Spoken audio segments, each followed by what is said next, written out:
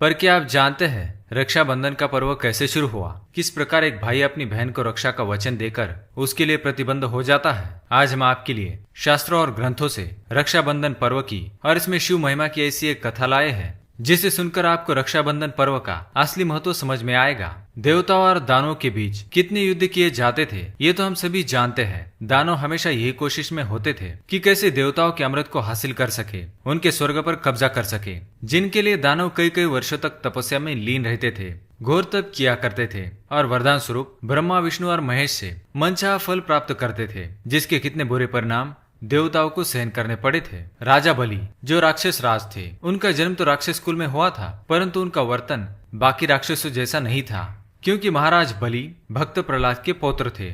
विष्णु भक्त होने के साथ ही वो देवादिदेव महादेव के भी परम भक्त थे।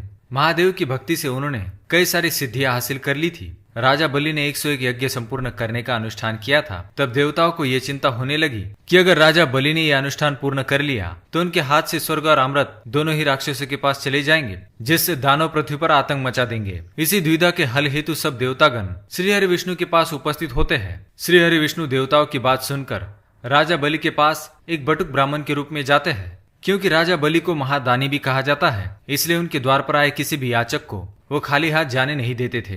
जब भगवान विष्णु वामन अवतार में एक याचक के रूप में राजा बलि के पास आते हैं तो राजा बलि उनसे कुछ मांगने को कहते हैं, जिस पर भगवान वामन उन्हें 3 पग भूमि मांगते हैं। राजा बलि ने वचनबद्ध होकर उस बटुक ब्राह्मण को 3 पग भूमि देने का वचन दिया। राजा बलि से वचन प्राप्त करते ही बटुक ब्राह्मण वामन ने विराट रूप धारण कर लिया।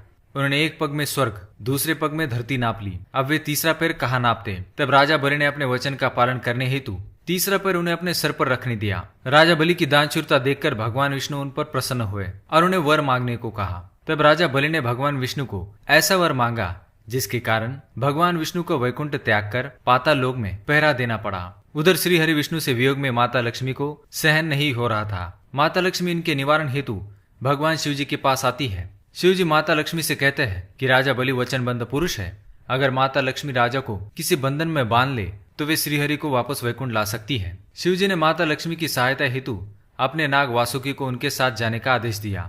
माता लक्ष्मी पाताल लोक पहुंचती है और एक नाग कन्या का रूप धारण करती है। वे राजा बलि के पास पहुंचती है और उनसे सहायता के लिए अनुग्रह करती है और वासुकी जो उनकी सहायता हेतु आए थे वे एक रक्षा सूत्र में बदल जाते हैं और माता लक्ष्मी राजा बलि को एक रक्षा सूत्र बांध देती है। राजा बलि माता लक्ष्मी को वचन देते हैं कि वे सदैव उनकी रक्षा करेंगे और उन्हें मनचाहा फल प्रदान करेंगे। तब माता लक्ष्मी अपने देवी स्वरूप में आती है और उनसे श्रीहरि को मांग लेती है। तब राजा बलि उनसे कहते हैं कि आज से जो भी स्त्री किसी पुरुष को रक्षा सूत्र बांधकर मन से भाई मानकर अपनी रक्षा का वचन मांगेगी तो भाई बहन की रक्षा करने के लिए बंधन में बन जाएगा और वासुकी नाग रूपी रक्षा सूत्र हमेशा भाई की कलाई पे बांधने से भाई की सारी बलाएं टल जाएंगे।